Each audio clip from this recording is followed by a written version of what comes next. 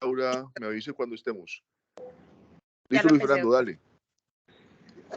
Buenos días, vamos a dar inicio a la reunión interinstitucional de los viernes.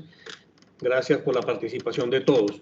Quiero comenzar por un caso clínico reciente de una mujer afrocolombiana que tuvimos hospitalizada acá en nuestro hospital, una mujer con antecedente de hipertensión, trastorno adaptativo y obesidad, nada llamativo, venía tomando pregabalina y antihipertensivos e ingresó a una clínica privada de la ciudad ahora en marzo del 23 por una urgencia dialítica con signos de sobrecarga hídrica.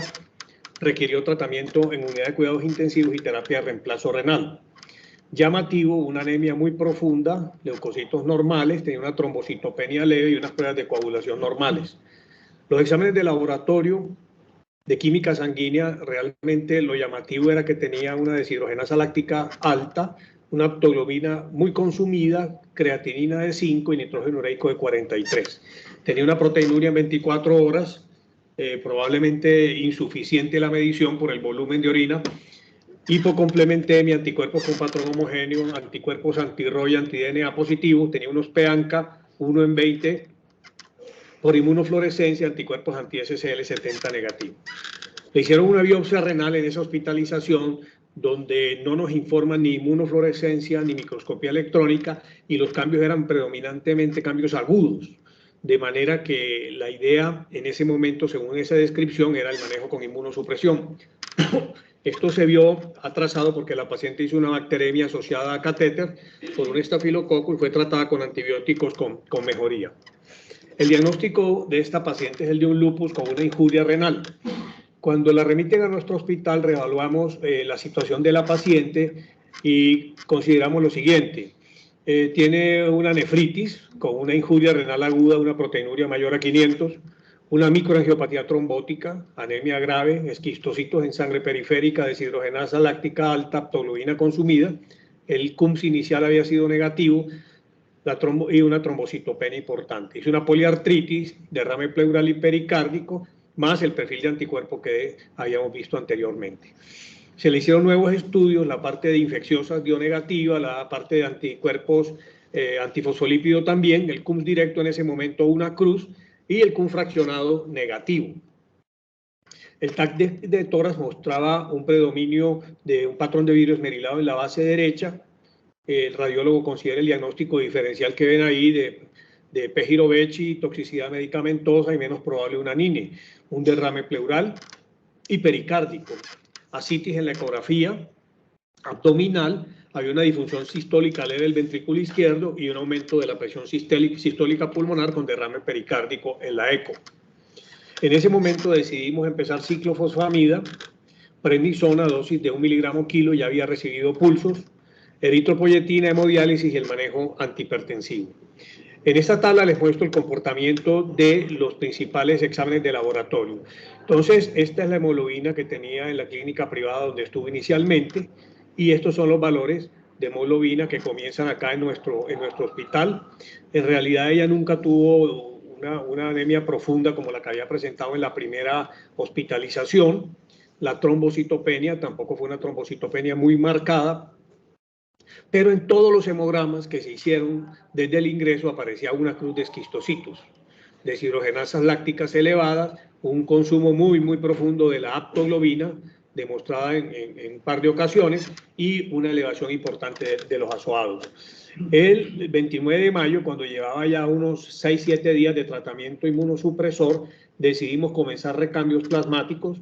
La hemoglobina seguía baja, las plaquetas habían bajado un poco más, persistía con datos de hemólisis microangiopática.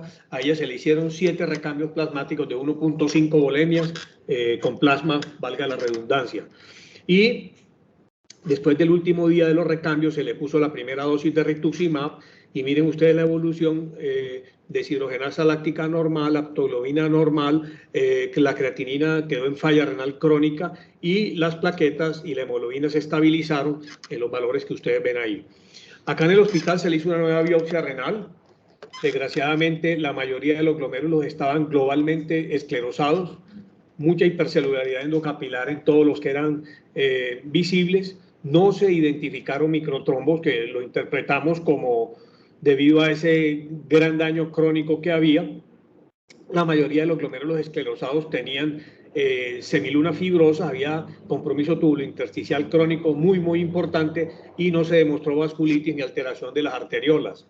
La inmunofluorescencia mostró depósitos de IgG, complemento IC1Q, y la microscopía electrónica solamente tenía glomérulos esclerosados.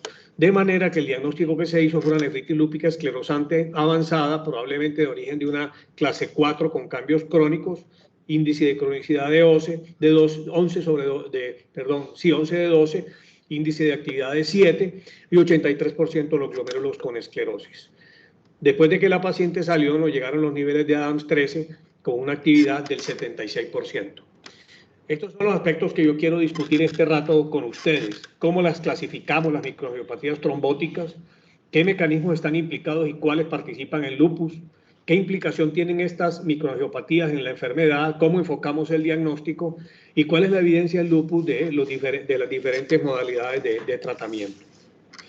Las microangiopatías trombóticas son un grupo muy complejo de enfermedades que tienen 3 condiciones en común: la anemia hemolítica microangiopática, la trombocitopenia y el daño de órganos.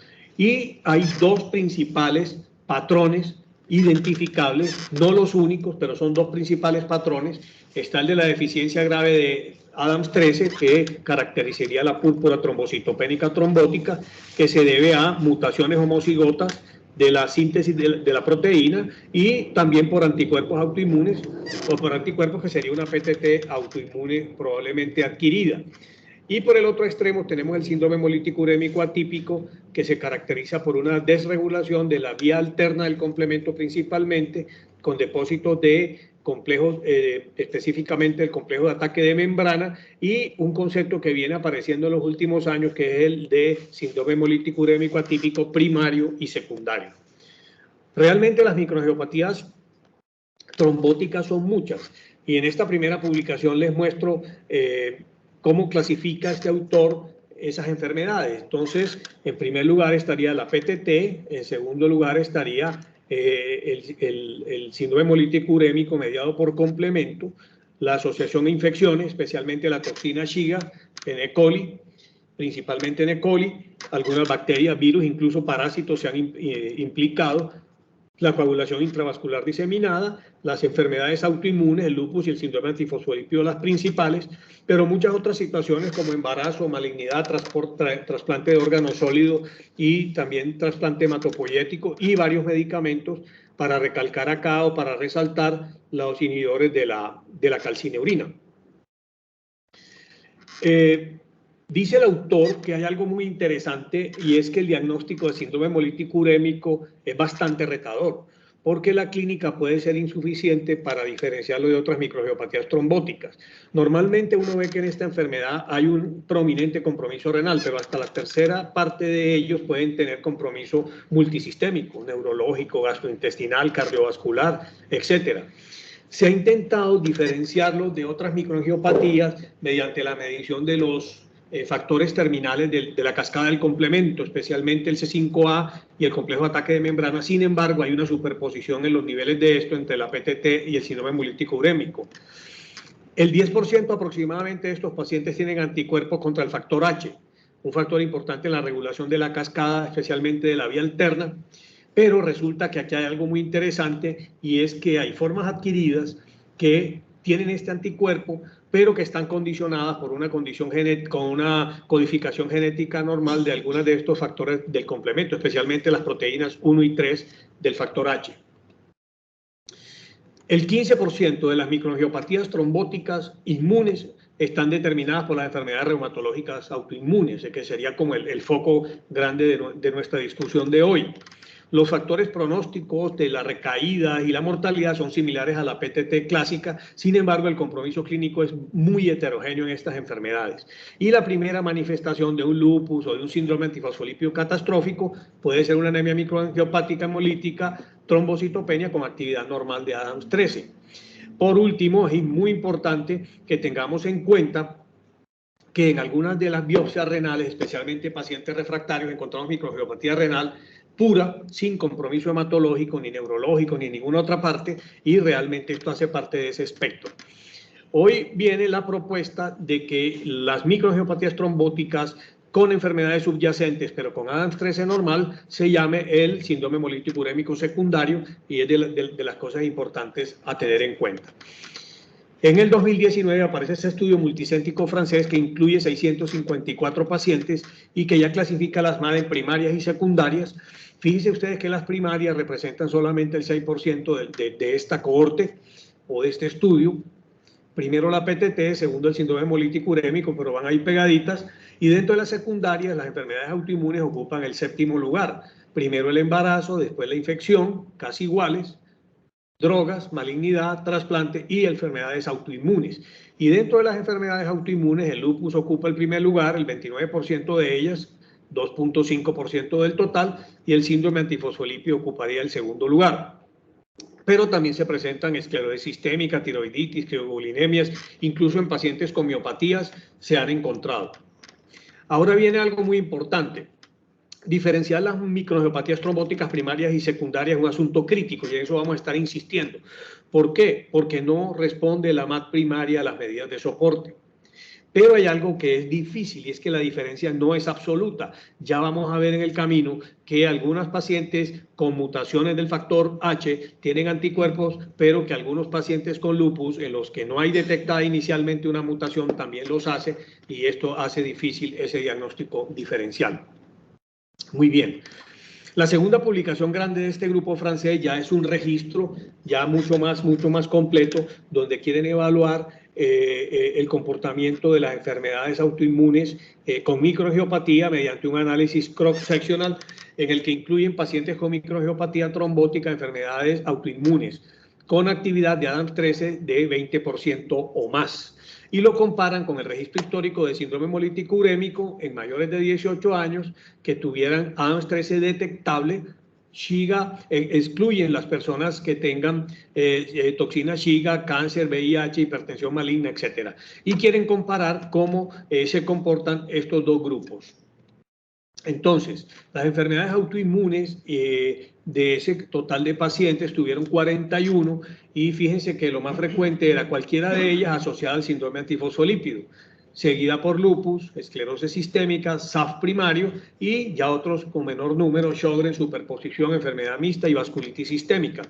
En general, en las 3/4 partes de los casos, la microangiopatía es precedida, el diagnóstico de la microangiopatía es antecedido o es precedido por la enfermedad autoinmune, digamos con una mediana de 3.3 años, pero puede ser pocos días antes o casi 4 años antes la enfermedad autoinmune. Sin embargo, en una 1/4 parte de los casos, la microangiopatía precede a la enfermedad autoinmune y ahí tenemos que estar vigilantes porque en realidad habría que detectar si hay algunos factores como anticuerpos antinucleares, etcétera, que orienten a la probabilidad de que después se presente. Buscando qué probables diferencias hay entre estos dos grupos de pacientes y cómo podríamos de pronto obtener tips, se va uno a mirar la tabla 1 donde describen y en realidad no hay forma por la clínica de diferenciarlas. La edad es similar, la relación hombre-mujer es similar, el tiempo de diagnóstico también. La única diferencia era que los pacientes con enfermedad autoinmune tenían más antecedentes de enfermedad renal que los pacientes de síndrome hemolítico urémico, pero llamativo, tenían la creatinina más baja. Entonces ahí realmente no se ve que haya como algo que los diferencie con esa excepción que decíamos de la enfermedad renal antecedente. ¿Cómo evolucionaron? La mitad de los pacientes con enfermedad autoinmune requirieron cuidados intensivos y casi la mitad requirieron diálisis. Los pacientes fueron llevados a recambios plasmáticos en el 14% y los recambios se suspendieron al momento, lo mismo que el Caplacizumab, en el momento en que se descartaba la púrpura trombocitopénica trombótica con los niveles de Adams 13. Los pacientes de síndrome hemolítico urémico fueron a recambios plasmáticos en un 28%, incluso en pacientes en los que los niveles de Adams 13 fueron normales en forma posterior y que tenían el score predictivo de PTT, el score francés, por debajo de 1 punto. Esos pacientes se manejaron con recambios seguidos de inmunosupresión, igual se suspendieron al momento de la demostración de que hubiera una PTT. De que se descartara la PTT, perdón. Bueno, ¿qué pasa con la respuesta en el recuento plaquetario en los pacientes que fueron tratados con recambio plasmático dentro del grupo de lupus? en este grupo de microangiopatías trombóticas autoinmunes. La gráfica nos muestra que la respuesta de las plaquetas, en la gráfica de barras y bigotes, y aquí en los asteriscos el número de recambios plasmáticos, realmente el recuento de plaquetas no tuvo un comportamiento satisfactorio. Entonces se van y comparan los pacientes que fueron tratados solo con inmunosupresores, son un número pequeño, versus los tratados con recambios plasmáticos más inmunosupresores, y no encuentran una diferencia en el recuento de plaquetas ni a los 7 ni a los 15 días. Bueno, cuando deciden tratar con inmunosupresión la MAT, considerándola una recaída, o sea, por actividad de la enfermedad autoinmune, encuentran una respuesta buena a la inmunosupresión, 83% respuesta parcial o completa, con un tiempo de respuesta mediano de 30 días. Los que tenían compromiso renal neurológico, que fueron más de la mitad, respondieron en un 82%, y hubo 2 pacientes que fallecieron en el grupo de SHUA, pero no en el grupo de enfermedades autoinmunes sistémicas. Tratando de identificar factores pronósticos, realmente ni el uso de esteroides ni antihipertensivos previos, ni el recuento de plaquetas o la creatinina basal fueron marcadores de respuesta en los pacientes con enfermedad autoinmune sistémica y MAT. Pero los que requirieron diálisis tenían un OR significativamente peor para no remisión completa en el grupo de enfermedad autoinmune. Entonces, esos pacientes tenían un OR que mostraba una probabilidad o una posibilidad del 93% menos de tener respuesta completa. Lo que ellos llaman seguimiento a largo plazo, realmente que no lo es, porque fueron entre 2 días y 6.3 años, encuentran que los pacientes con SHUA tenían más probabilidad de llegar a hemodiálisis crónica, aunque la diferencia no fue estadísticamente significativa, y tuvieron más requerimiento de trasplante renal, que no se llevó a cabo en ninguno de estos pacientes. En la discusión del registro francés hay 3 cosas o 4 que me llamaron la atención. Lo primero es que ellos dicen que no hay un claro consenso en cómo tratar estas enfermedades autoinmunosistémicas en el contexto de MAT. La inmunosupresión sigue siendo la piedra angular y en la mayoría de los casos hay remisión. Los hallazgos de este registro no soportaron el uso de recambios plasmáticos en los pacientes con MAT asociada a enfermedad autoinmune, a no ser que se demostrara la deficiencia de ADAMTS13, pero esos pacientes eran excluidos de este estudio.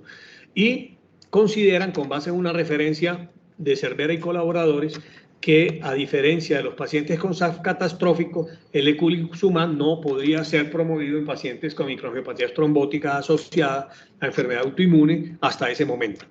Ahora vamos a mirar que hay alguna evidencia nueva. Entonces se pregunta uno, ¿cuál es el papel del sistema del complemento en las microangiopatías trombóticas asociadas a lupus y a nefritis lúpica? Y en la literatura se encuentran algunas cosas llamativas. Sabemos ampliamente de las deficiencias congénitas de C1q, C2 y C4, que son más prevalentes en los pacientes con lupus, especialmente en los infantiles o juveniles en su inicio, y que hacen parte del concepto de lupus monogénico. El consumo de C3 y C4 sugieren el compromiso de la vía clásica y alterna, el aumento de los niveles de las fracciones terminales de la cascada y de algunos factores estimulantes de ese desarrollo de la cascada solubles. Cuando comparamos los pacientes con nefritis lúpica inactiva versus los que tienen compromiso activo de la enfermedad, hay una diferencia significativa que sugiere el compromiso de la vía alterna y del complejo de ataque de membrana. Y por último, queda claro que hay aumento de los depósitos de complejo de ataque de membrana en las biopsias renales de estos pacientes y que haya una disminución del factor H como, digamos, factor que trata de frenar la cascada de coagulación en los pacientes con nefritis en comparación con los pacientes sanos o las personas sanas. Entonces se plantean los autores este modelo. Los pacientes con síndrome hemolítico urémico, en este caso secundario, o igual la aplicaría para el primario, hay una pérdida de la disfunción de las proteínas reguladoras del complemento con una base genética. Eso determina que haya una microangiopatía trombótica en presencia de algunos estímulos externos o disparadores que termina produciendo un daño del endotelio y de órgano, especialmente en el riñón, dada la susceptibilidad del glomérulo por su penacho vascular. Y frente a eso, como causas, habría, por un lado, una pérdida de la regulación de la cascada del complemento por factores o por causas genéticas o por causas adquiridas, como los anticuerpos, y por otro lado una generación excesiva de C5A y de complejos de ataque de membrana, ya sea por situaciones de autoinmunidad, infección, embarazo, malignidad, drogas, etc. Muy bien. Recientemente se publica esta revisión amplia del papel del complemento de la enfermedad autoinmune en la microangiopatía trombótica y el potencial foco terapéutico. Comienzan con hablar de dos mecanismos implicados en la MAT con relación a la activación del complemento. El primero es la desregulación del sistema del complemento y el segundo es la activación de los neutrófilos. Frente a esto de la desregulación del complemento encontramos primero factores genéticos, codificación anormal de las proteínas, y aquí vale la pena decir que casi el 50% de las proteínas de la cascada del complemento son proteínas reguladoras que buscan mantener, llamémoslo a raya, la vía alterna, que es una vía que está activada en forma constitutiva. Y el otro son factores adquiridos, que son los anticuerpos. Y en realidad el ejemplo clásico sería el síndrome hemolítico urémico. Unas mutaciones que producen pérdida de la función de proteínas reguladoras y unas mutaciones que producen aumento de la función de algunos factores del complemento como el factor B y el C3. ¿Qué pasa con el neutrófilo? Las anafilatotoxinas o los productos de degradación de C3A y C5A activan todas las células inflamatorias. Los neutrófilos activados sufren la netosis, se forman las NETs, y esas NET tienen dos desenlaces o dos consecuencias importantes. Una es la producción de citoquinas inflamatorias y la otra es que las NETs incorporan productos de clivaje de C3, properdina y factor B y se convierten en convertasas del C3. O sea, las NETs son inductoras de la activación de C3 y de la cascada final del complemento. Y en unas situaciones de aumento en la producción excesiva de este tipo de desenlaces, podría desencadenar en una microangiopatía trombótica. Eso puede pasar en lupus, puede pasar en infecciones y en otras situaciones. De hecho, las NET se han implicado en la formación de trombos en síndrome antifosfolípido y en el COVID-19. Ahora, ¿por qué es tan crítico diferenciar entre microangiopatía trombótica primaria y secundaria? Entonces, las MAT primarias, o sea, las que son causadas por factores genéticos, no responden a la remoción de los factores disparadores y tienen un pronóstico pésimo si no se tratan de manera agresiva en forma oportuna. Mientras que las MAT secundarias, por factores como infecciones, autoinmunidad, etcétera, ellos las consideran activaciones de vida media corta del sistema del complemento. Esto suena muy bonito, pero cuando nos vamos a ver las cosas de la realidad, encontramos que pueden superponerse las dos situaciones. Y este autor encuentra una cosa clave, y es que entre el 10 y el 60% de los pacientes con microangiopatías trombóticas secundarias tienen anormalidades genéticas. El fenómeno sería activación de complemento por un factor disparador que evoluciona a un control disfuncional de la cascada porque haya una anormalidad genética no conocida. Y sugieren que cuando tenemos pacientes con lupus o con estas enfermedades que tienen una MAT que uno asume secundaria, pero que tienen un curso inusualmente grave o que no responden al tratamiento, considerar dos cosas. La primera, evaluar rápidamente los factores genéticos, y la segunda, considerar los inhibidores del complemento. Algo que hay que demostrar en ensayos clínicos, etcétera, pero es una propuesta interesante que ellos tienen. Ahora, ¿qué pasa con la microangiopatía trombótica asociada a lupus? Algunos autores la reportan entre 1 y 9% de los casos. Lo que sí está claro es que cuando en las biopsias renales hay microangiopatía, hay un riesgo muy grande de falla renal crónica hasta el 80% a 5 años. Y ahí se implican varios mecanismos. El primero es que en los pacientes con lupus hay deficiencia de los factores tempranos del sistema del complemento. Lo hemos leído ampliamente, la deficiencia de C2, C4, C1Q, que son predictores de lupus, de nefritis, y que se encuentran más representados en los casos de MAT pacientes con LES. Lo otro, las mutaciones homocigóticas de factores, del factor inicial, del C1, entonces, tanto de las proteínas C1Q como R como S, en el cual la ausencia de la proteína determina el desarrollo de lupus. Aquí hay algo interesante, y que dentro de todas, digamos, las mutaciones genéticas conocidas, esta es la que tiene la mayor penetrancia clínica. El 88% desarrollan lupus, que es una cosa bastante llamativa. Lo otro, que ya lo hemos dicho ampliamente, en los pacientes con lupus se han desarrollado anticuerpos contra el factor H, y es porque con mucha frecuencia estos pacientes tienen alteraciones genéticas en la codificación de las proteínas 1 y 3 del factor H. Muy bien. Este autor publica recientemente un artículo conceptual que es bastante interesante, en el cual trata de puntualizar algunas cosas. Lo primero, él dice que no hay unos criterios definidos de síndrome antifosfolípido urémico hasta la fecha, y que la tríada de hemólisis microangiopática, trombocitopenia y injuria renal aguda es incompleta porque no considera las MAT que se encuentran en las biopsias renales. Considera también que la pregunta más importante que se puede hacer es si estamos frente a un síndrome antifosfolípido primario o secundario, y si estas enfermedades pertenecen a un mismo espectro de entidades mediadas por complemento y requieren un tratamiento similar. Tienen una propuesta de criterios que no están validados y sugieren la terminología de síndrome de MAT renal para reemplazar el término de SHUA. Hay un workup mínimo en el proceso de diagnóstico de estos pacientes propuesto por varios autores, y ellos comienzan diciendo: hay que explorar en la historia clínica el antecedente de enfermedad autoinmune, trasplante, malignidad, exposición a drogas. Hay que hacer una serie de estudios de laboratorio, empezando por la Adams 13, ya lo vamos a puntualizar mejor, porque es la forma clave de hacer esto. O sea, el diagnóstico inicial sería demostrar la microangiopatía trombótica, descartar rápidamente PTT mientras hacemos los recambios plasmáticos, y enseguida buscar el resto de las causas. Proponen hacer toxina Shiga, ANA, ENA-DNA y anticuerpos antifosfolípidos, anticuerpos contra el factor H, las proteínas reguladoras del complemento y homocisteína sérica. Y aquí hay un problema, y es que nosotros no contamos de manera oportuna y de manera rápida este tipo de estudios.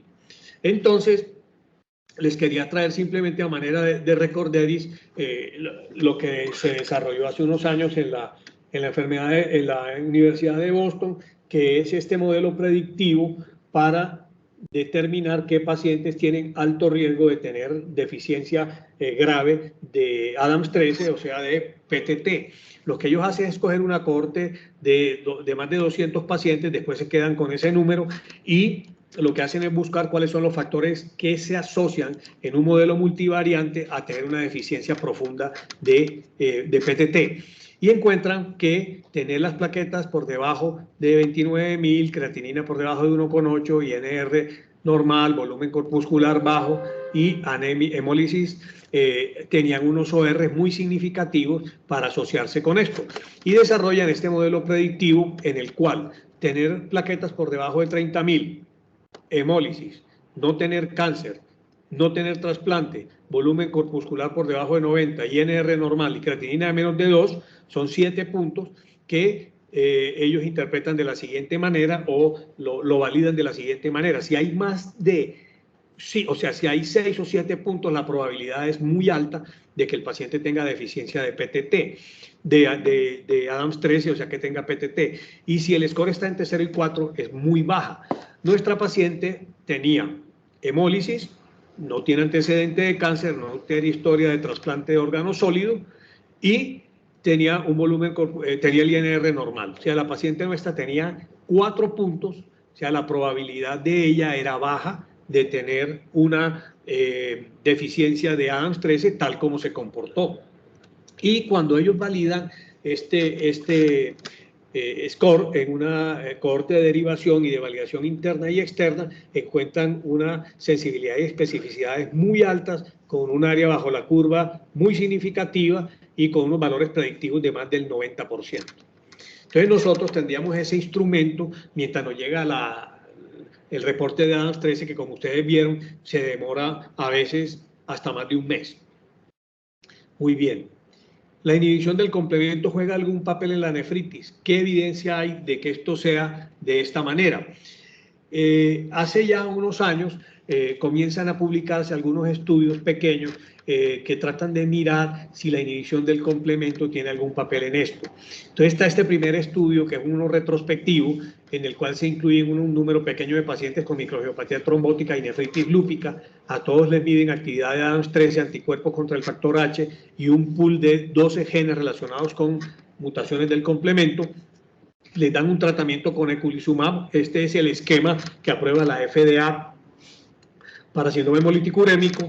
Son 900 miligramos semanales por un mes, después 1200 y luego cada 2 semanas 1200. Los vacunaron para meningo, les dieron profilaxis con penicilina al comenzar el tratamiento. Eran mujeres la mayoría, entre 22 y 59 años. El diagnóstico se hizo concomitante de las dos enfermedades en 7 de los 11. Todos tenían hemólisis microangiopática, trombocitopenia, deshidrogenasa láctica alta y todos tenían compromiso renal. Entonces aquí es interesante, creatinina muy elevada, 8 de 10 biopsias mostraban microangiopatía trombótica y en uno de los pacientes que falleció se demostró una microangiopatía trombótica extensa. Todos tenían actividad de Adams 13 por encima de 5%, ellos con esto consideran descartada la PTT, los niveles de complemento fueron muy variables y algo clave es que no hay datos de que los niveles de complemento se correlacionen con la respuesta de eculizumab, ni para predecir respuesta, ni para responder al tratamiento con eculizumab. Y fíjense esto que es clave, son pacientes con lupus y en 6 de los 10 encuentran mutaciones antes no identificadas en proteínas reguladoras del complemento, ninguno con anticuerpos, y en esos pacientes el principal disparador fueron las infecciones. 8 sobrevivieron durante el seguimiento de 63 semanas de mediana, todos tenían más de 100.000 plaquetas, deshidrogenasa láctica normal y hemoglobina cercana a la normal. Los 2 pacientes que murieron lo hicieron, uno de falla cardíaca y otro de fungemia. Después de esto, vamos a mirar esta revisión sistemática de la literatura de cuál es el papel de eculizumab en el tratamiento de lupus con microangiopatía trombótica. En este estudio incluyen pacientes de todas las edades, sexos y razas. La intervención era la inhibición del complemento, el comparador era antes-después. Todos los desenlaces medibles se tuvieron en cuenta y cualquier diseño de estudio. Una revisión sistemática hasta 2020, fíjense ustedes, en 2 bases de datos grandes y solamente encuentran 20 estudios para síntesis cualitativo con un número de pacientes muy pequeño. La mayoría habían recibido el esquema aprobado por la FDA, había otro pequeño grupo que había recibido esquemas de tratamiento diferente. Lo que encuentran ellos es que en el 93% de los casos el resultado fue favorable y ese resultado favorable consistía en resolución de síntomas, alta hospitalaria y recuperación de la función renal. Un paciente murió, algunos tuvieron intolerancia gastrointestinal y hubo uno con unas manifestaciones graves de pancreatitis, diarrea y neumonía, pero sobrevivió. En el seguimiento de 7 meses, aquí hay un problema grande porque es que hubo una pérdida de datos del 36%, entonces no podemos sacar conclusiones finales ahí. Sin embargo, en el seguimiento de los pacientes, el 46% de los que alcanzaron a seguir lograron suspender el eculizumab sin recaídas. Entonces vienen unas preguntas aquí adicionales. ¿Qué pacientes deberían recibir inhibidores del complemento en lupus con microangiopatía trombótica? ¿Cuándo empezarlo y si es seguro suspenderlos? La sugerencia que hacen ellos es que se cotejen los fenotipos clínicos con los marcadores de activación del complemento y con los factores genéticos para determinar qué pacientes deberían continuar y qué pacientes deberían suspenderlo, y probablemente los estudios de farmacogenómica nos respondan más adelante esa pregunta. En esta tabla de estas revisiones temáticas que he venido comentando, tratan de decir cuáles son, cuál es el enfoque adecuado de la utilización de la inhibición del complemento o de terapia anti-C5.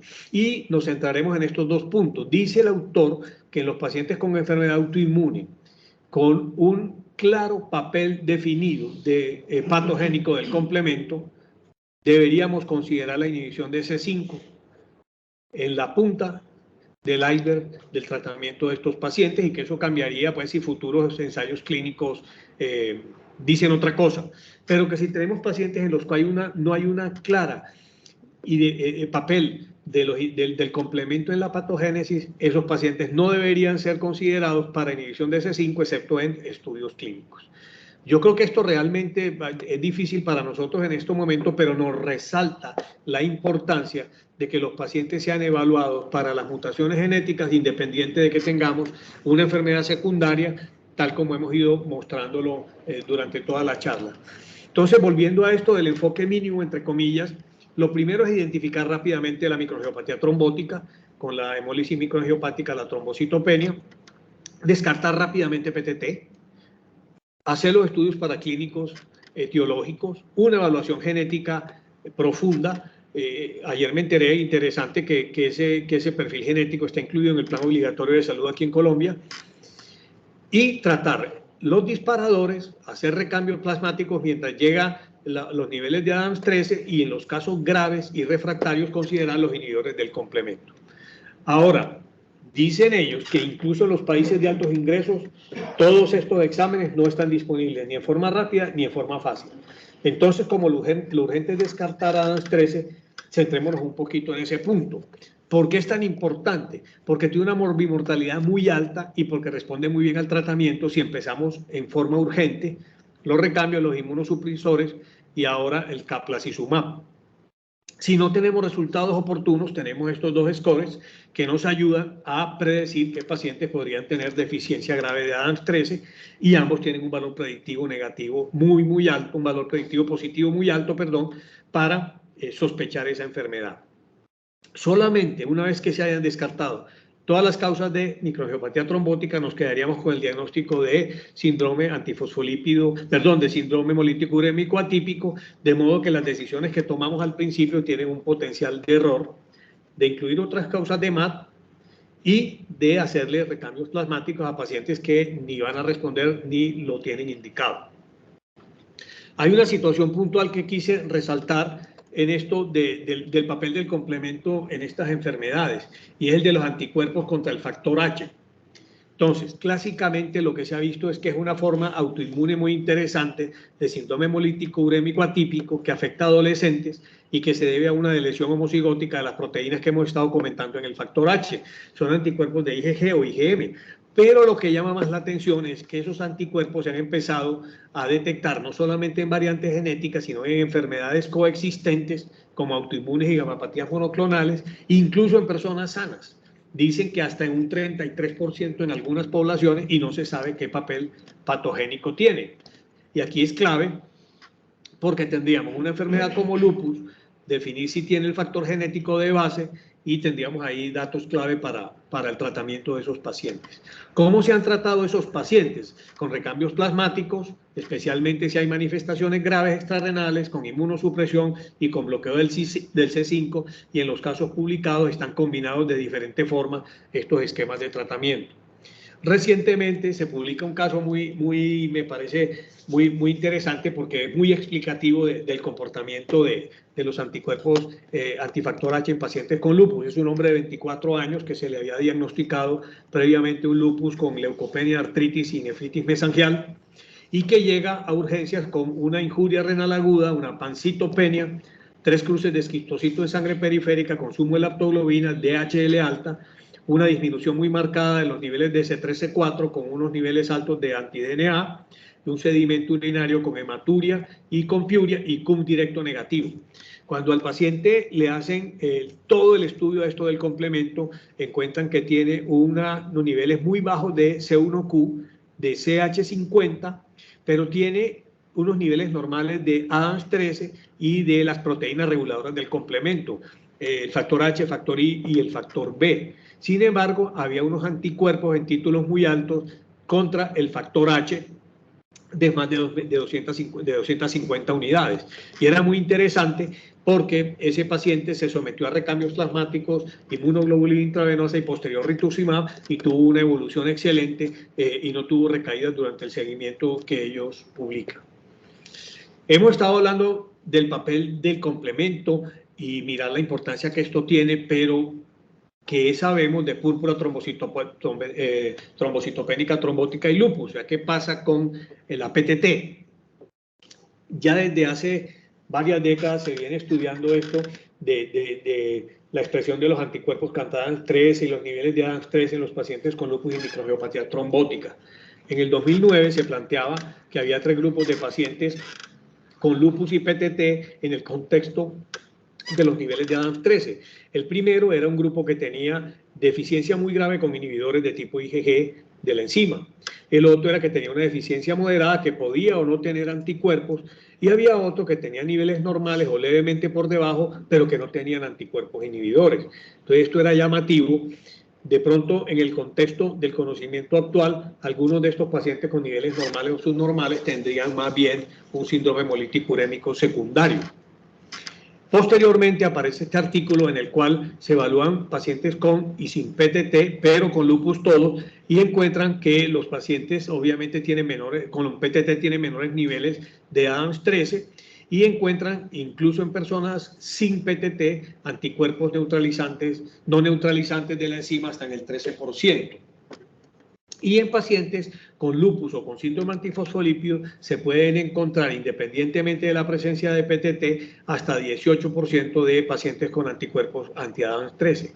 Entonces, eso es como el concepto, digamos, grande de cómo se distribuirían esos pacientes hasta ahí. Entonces, vengo a comentarles este artículo del Journal Rheumatology, donde tratan de definir las características y los desenlaces de pacientes con lupus, con microangiopatía trombótica, con base en sus perfiles de anticuerpos anti-Adams 13. Entonces, tienen un grupo de 13 pacientes que tienen el inhibidor negativo y de 6 pacientes que tienen el inhibidor positivo.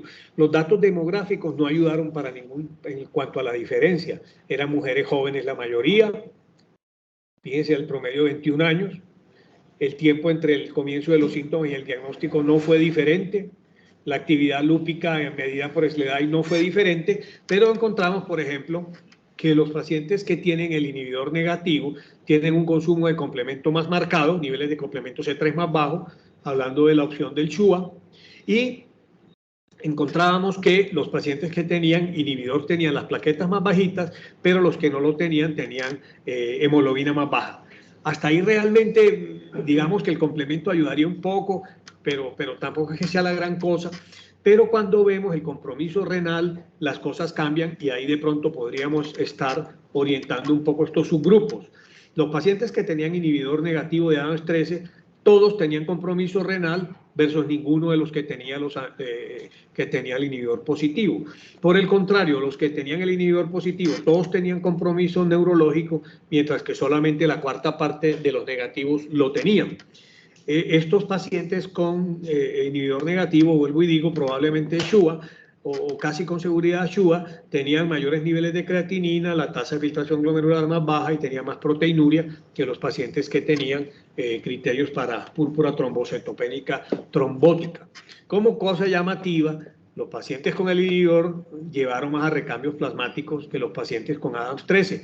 Eso es interesante ahí porque esperaría uno lo contrario, pero lo que es clave acá es la respuesta a los recambios, que fue 100% en los pacientes con Adams 13 positivo, inhibidor, tanto respuesta completa como parcial, pero que fue mucho más bajita en los pacientes que tenían el inhibidor negativo. Entonces ellos hacen aquí la evaluación del riesgo mediante HR y encuentran que los pacientes que tienen anticuerpos anti-Adams 13 tienen 10 veces la probabilidad de mejorar con los recambios en respuesta completa y casi 7 veces en respuesta parcial. Entonces eso es interesante porque eso nos estaría marcando claramente los dos subgrupos. Entonces, ¿cuál es la evidencia de utilizar recambios plasmáticos en los pacientes con lupus con PTT? En 2019 y en 2023 aparecen publicadas las recomendaciones de la American Society of Apheresis, en las cuales ellos categorizan la indicación de los recambios plasmáticos de la terapia con aféresis.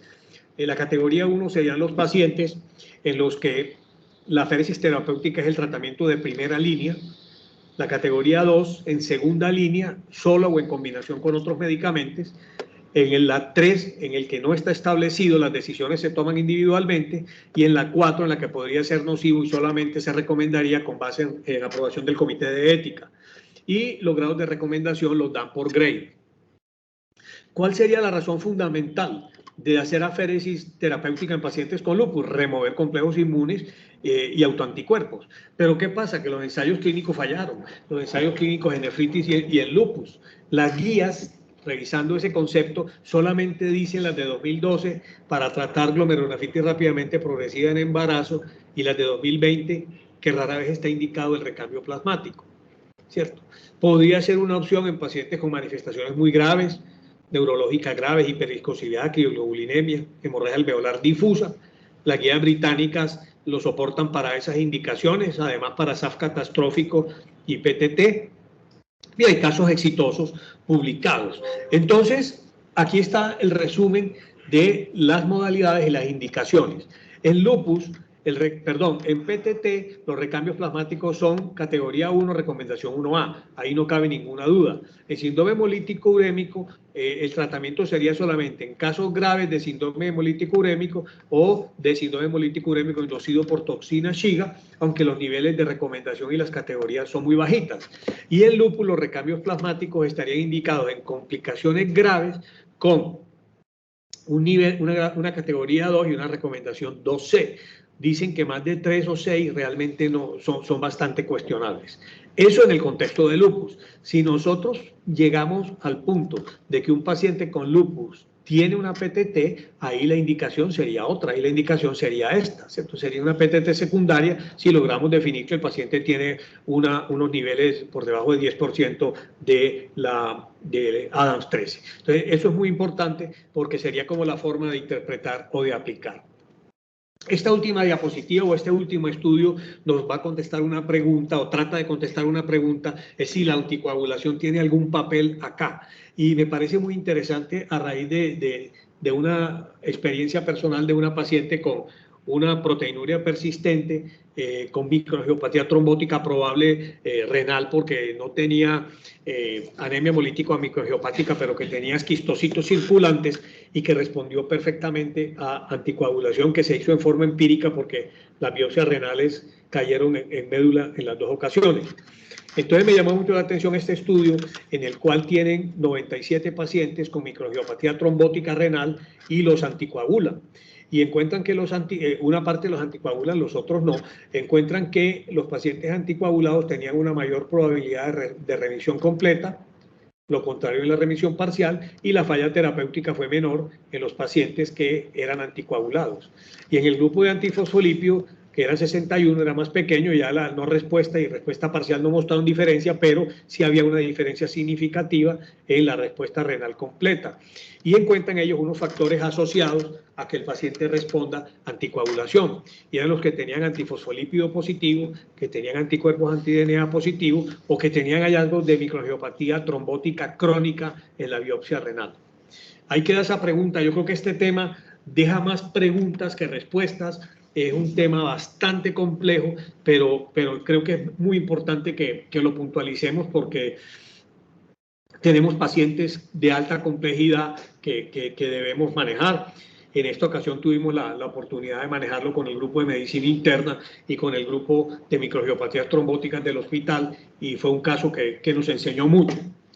Podemos concluir que en la mayoría de los casos de microangiopatía trombótica asociada a estas enfermedades, especialmente en lupus, eso se presenta durante periodos de actividad y la inmunosupresión sería la piedra angular del tratamiento, que hay que tener un alto índice de sospecha, no debemos esperar a que pasen 8 y 10 días con esquistocitos circulantes, hay que buscar causas alternativas de los esquistocitos, pero hay que tener en mente que estos pacientes pueden hacer PTT o pueden hacer síndrome hemolítico urémico y que el cuadro clínico es más larvado porque son pacientes que vienen inmunosuprimidos.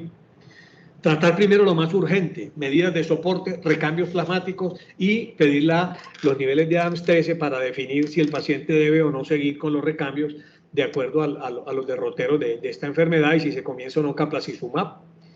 Recalcar la importancia de la diferencia entre síndrome hemolítico urémico primario y secundario por las razones que explicamos ampliamente.